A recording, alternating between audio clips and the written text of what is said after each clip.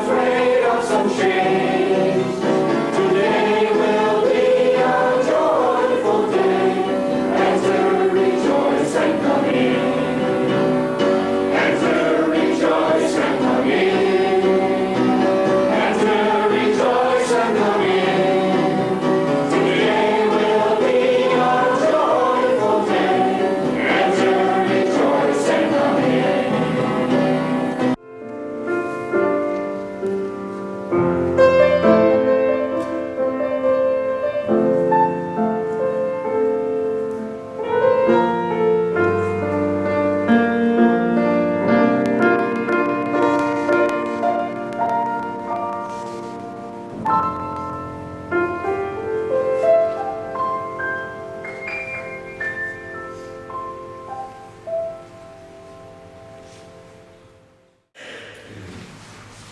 When I first started thinking about this sermon on zest, which is our theme for the summer, I kept going back to the image of the zest of a lemon or lime and how bitter that is. Not many of us would want to eat that zest by itself because it would be so overwhelmingly pungent. And this is analogous to where we find ourselves now, in the state of our country and by extension the state of the world. We are overwhelmed when we ingest only what we have lost or what we fear madmen can take from us. But zest or bitterness used correctly in recipes actually brightens the flavor of the other ingredients. When combined with other flavors, the zest brings out the best of everything. When I was in Thailand in January and February, I was so taken by their food. The flavors were so intense that eating became a meditation on sorting out how that particular taste sensation was created. Thai recipes always begin with 5 flavors: sweet, sour, spicy, salty, and bitter.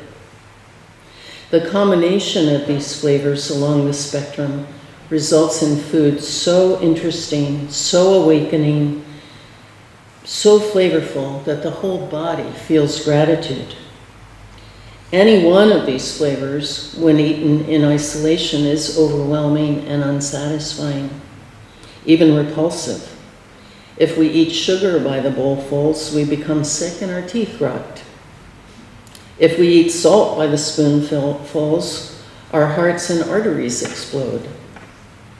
Sour by itself just makes us pucker and pout. Bitter tastes terrible, and we want to avoid it at all costs. And too much spice wreaks havoc on our intestinal system. And yet many of us are drawn now, almost like an addiction, to ingesting the worst or most sour of our current situation. We have stopped trying to see how the bitter and the sour can be incorporated in a way that brings hope back into our worlds and makes us able to see how all of what's happening could have positive outcomes that we cannot yet imagine. Joanna Macy encourages us by saying, "Don't be afraid of the dark." This is a dark time, she says, filled with suffering and uncertainty. Like living cells in a larger body, it is natural that we feel the trauma of the world. So don't be afraid of the anguish you feel or the anger or fear, for these responses arise from the depth of your caring and the truth of your interconnectedness with all beings. To suffer with is the literal meaning of compassion.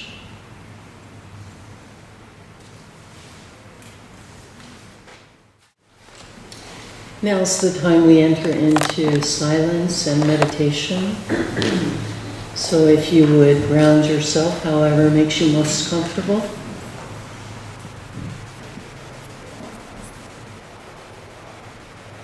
I want to share the words of David White. We can never know in the beginning in giving ourselves to a person, to a work, to a marriage, or to a cause, exactly what kind of love we are involved with.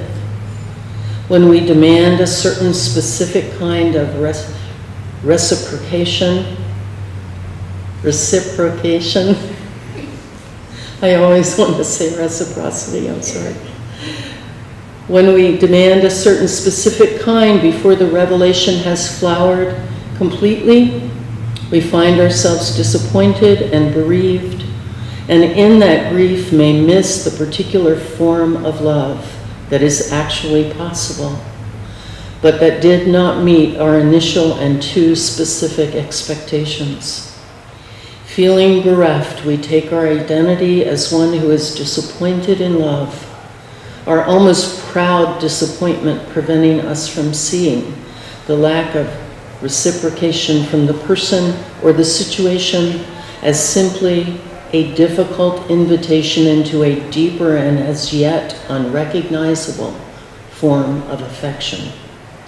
The act of loving itself always becomes a path of humble apprenticeship, not only in following its difficult way and discovering its different forms of humility and beautiful abasement, but strangely through its fierce introduction to all its many astounding and different forms, where we are asked continually and against our will to give in so many different ways without knowing exactly or in what way, when, or how the mysterious gift will be returned.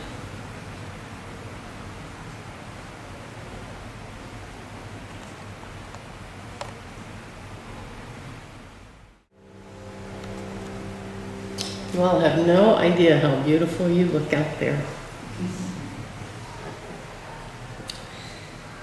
Dean Koontz, of all people, writes in Odd Hours, "Grief can destroy you or focus you. You can decide a relationship was all for nothing if it had to end in death and left you all alone. Or you can realize that every moment of it had more meaning than you dared to recognize at the time. So much meaning it scared you. So you just lived, just took for granted the love and laughter of each day and didn't allow yourself to consider the sacredness of it. But when it's over and you're alone, you begin to see that it wasn't just a movie and a dinner together, not just watching sunsets together, not just scrubbing a floor or washing dishes together or worrying over a high electric bill. It was everything. It is the why of life, every event and precious moment of it. The answer to the mystery of existence is the love you shared, sometimes so imperfectly. And when the loss wakes you to the deeper beauty of it, to the sanctity of it, you can't get off your knees for a long time.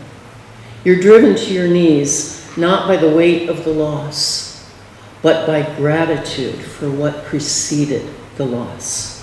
And the ache is always there, but one day not the emptiness, because to nurture the emptiness, to take solace in it, is to disrespect the gift of life.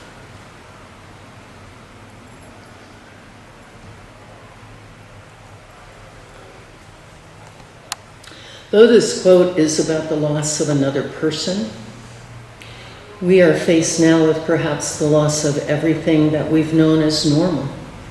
Truth, the continuation of species, civility, clean water, compassion for those less fortunate, mountains that remain intact, oceans that can recover, summers that are warm and winters that are cold, and the ultimate loss, that the future is assured. And we rail against this reality, insisting that someone take this bitter dish from us. We are insulted that our entitlement is now tottering on the brink of extinction.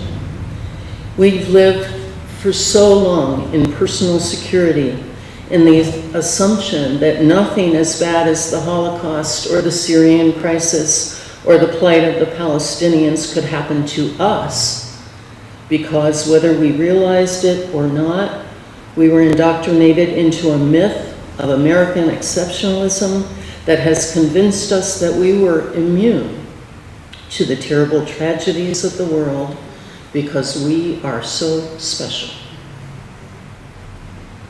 That exceptionalism allowed us to let our guard down as one after another of our rights was compromised over the past several decades. We became so caught in the capitalistic machine of overconsumption that we failed to notice that we had become slaves to that machine that chewed us up and remade us, just as we chewed up the planet and remade her into trinkets for our coffee tables. We became so enamored by all of the bling that we let ourselves be lulled to sleep, like those men the sirens drew in, until it was too late to escape. So we find ourselves enraged at our vulnerability because terrible things happen in other countries to other people, but this is America, and it cannot happen here. We became numb through all of our culture's bombardment of materialism and the exponential rise of crassness that our need for louder, bigger, faster, better, cheaper ensured. And we began to lose our compassion because we no longer suffered and therefore forgot the art, the beauty, and the fullness that comes from suffering with.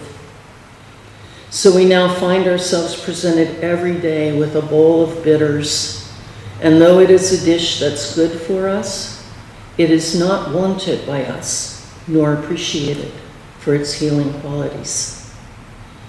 What we also forgot along the way is that it is our connection to others that brings the greatest sense of well-being, contentment, fulfillment, and inspires the kind of altruism that keeps us all safe, loved, cared for, and cared about.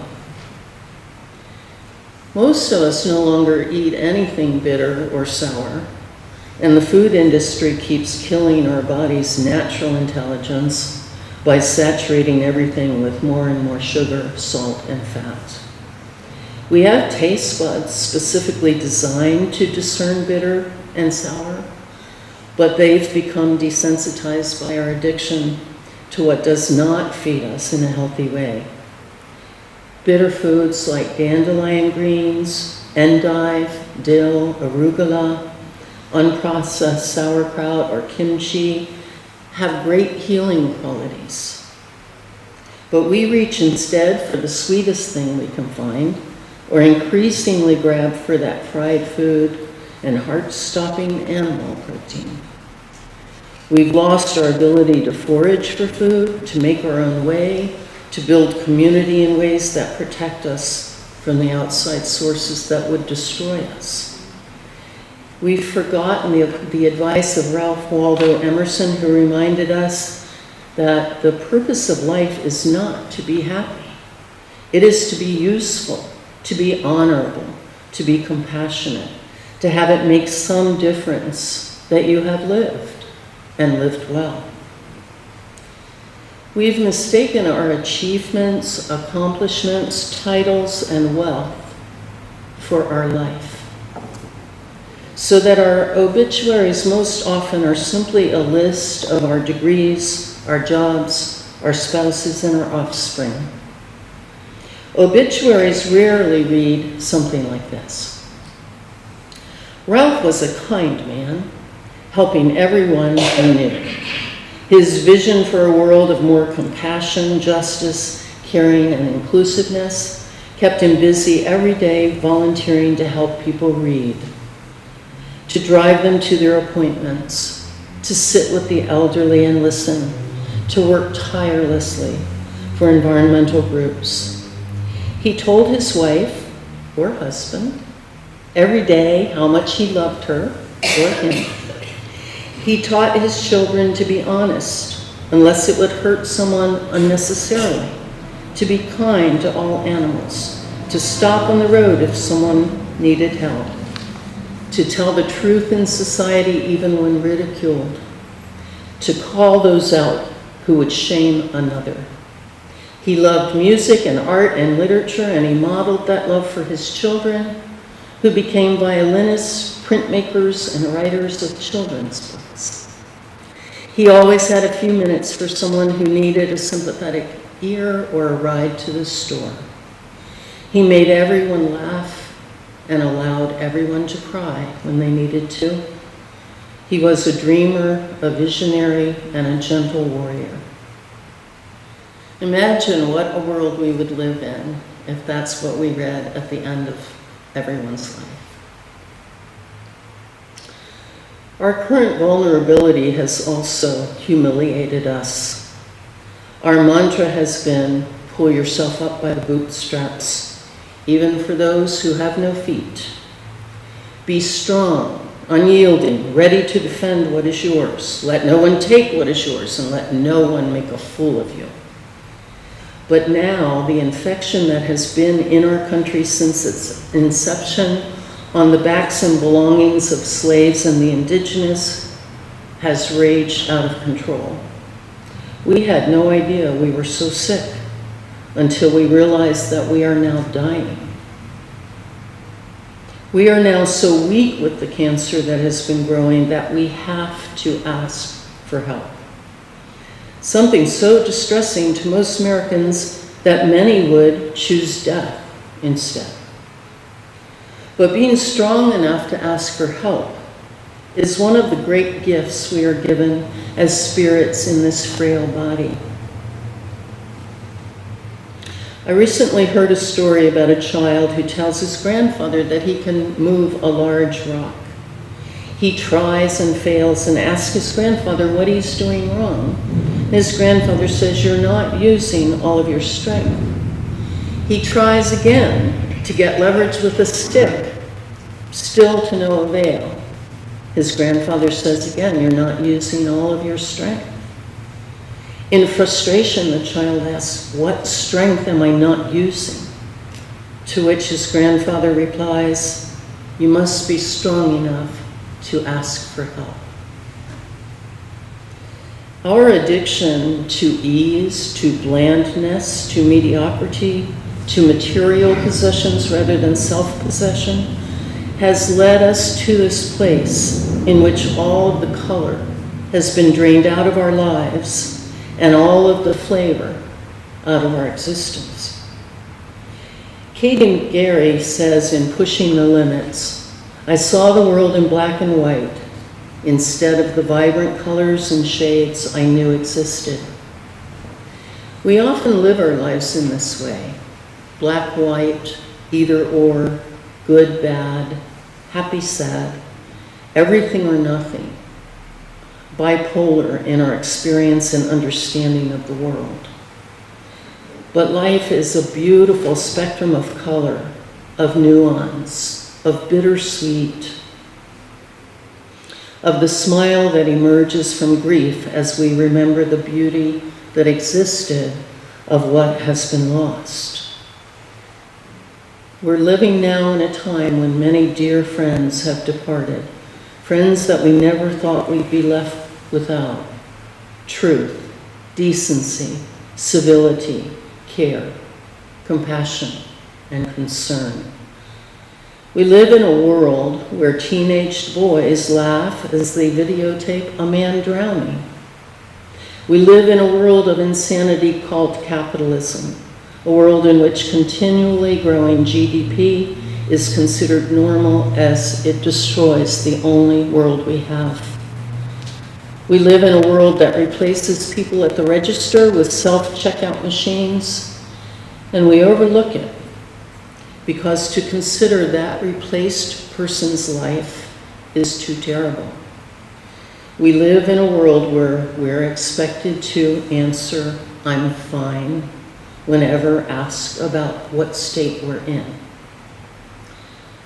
But we're not fine. individually, collectively, spiritually, physically. We are not fine. But try saying that to a person in the grocery checkout line who begins a conversation to pass the time and asks you, "How are you today?" And you respond, really raw, "My heart is broken by war, by cancer brought on by industry, by hunger when 40% of our food is wasted, by the melting of the glaciers and the disappearance of the orangutans, by health care available only to those who can afford it, by the disappearance of the night sky being swallowed by ambient light." But thank you for asking, and you Most people, when given that honest response, would move into the next checkout line. But some would have eyes that filled with tears because we dared to tell the truth. And if we could stay with the truth long enough to be heard, then we would also say to this person, "But you know, I also love your kindness for asking, and that I got to watch a meteor shower last night, and that I belong to the most vibrant group of people working for justice, and that the air smelled so wonderful before that storm last night, and that my dog will actually smile at me when I get home, and that I'm walking the Camino Trail in a few weeks. How about you?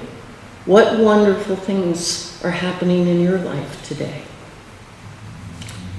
Because we are so unskilled in experiencing our emotional lives, our grief manifests as rage, deep concern becomes apathy, fear becomes numbness.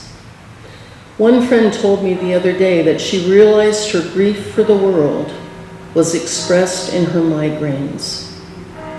We are shut down so often by well-meaning friends who advise us to be strong, stiff upper lip, or negate our very souls by telling us we're too dark, too sensitive, too negative. Or people say to us, "You need to take care of yourself," never realizing that we are taking care of ourselves by being truthful with ourselves, by not living a life of false facade, by refusing to remain willfully blind and therefore deadened by our forced cheerfulness. Philip Dick, in "Flow My Tears," the policeman said, writes, "Grief reunites you with what you've lost. It's emerging. You go with the loved thing or person that's going away. You follow it as far as you can go, and if, when it happens to you over and over again in life, too much of your heart finally does go away, then you can't feel grief anymore, and then you yourself are ready to die. You'll walk up the inclined ladder, and someone else will remain behind grieving for you." Humans are very invested in wanting to know the outcome and in making sure the outcome is one that lines up with our wishes and desires. And many of us have lost our zest for life because we thought that life meant that we would always be happy, safe, free from tragedy, sorrow, outrage, and hatred from within and without. But we forget the beauty of dying, of holding someone's hand during a tragedy, of the gift of growth that comes through the most unwanted of lessons, and that disappointment and delight usually lie in equal portions around every corner. The best that we can do is to do everything we can to create the world that we want. Many of us have lived through this kind of insanity before. Addictions, abusive parents or spouses, the shock of illness or disability that comes in 1 second of life and never leaves. Or we've at least witnessed it in others' lives. But none of that defines us or determines the rest of our days. It's not over until it's over. We can dance on the grave, sing in the hurricane, taste all of the flavors that make the dish, refuse to let fear or anger or hatred or frustration be the overwhelming ingredients in our lives. We need to move beyond our personal disappointments and weariness and realize, as Terry Tempest Williams pleads, the eyes of the future are looking back at us and they are praying for us to see beyond our own times. And just as future generations are beholden to us to make the right decisions, we are beholden to our ancestors who fought and persisted and were relentless and fearless and tireless in building a better world for us. It is our sacred assignment to show our gratitude to our ancestors by showing responsibility clothed in love for future generations. We do not have the prerogative of cynicism, weariness, or despair. Too many, past and present, are counting on us to continue to bend that moral arc toward justice.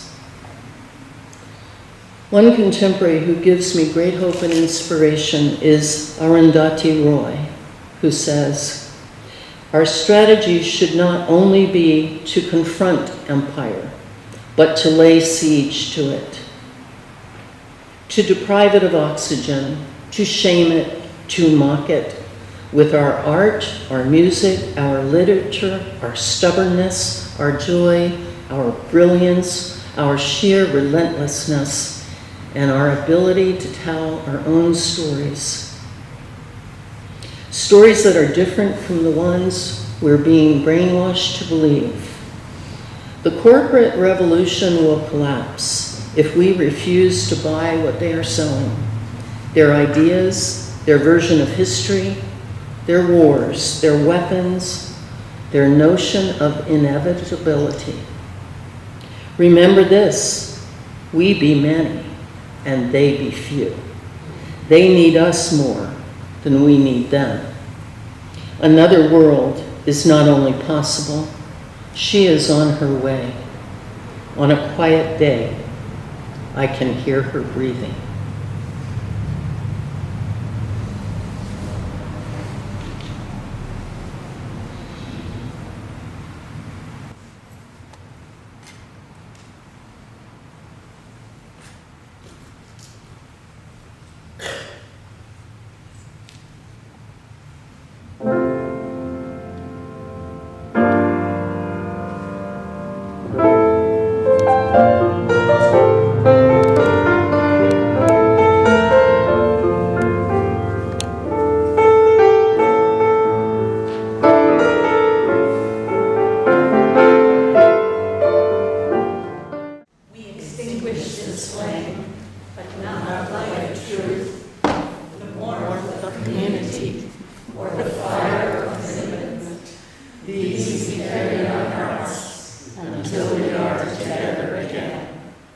Go in peace.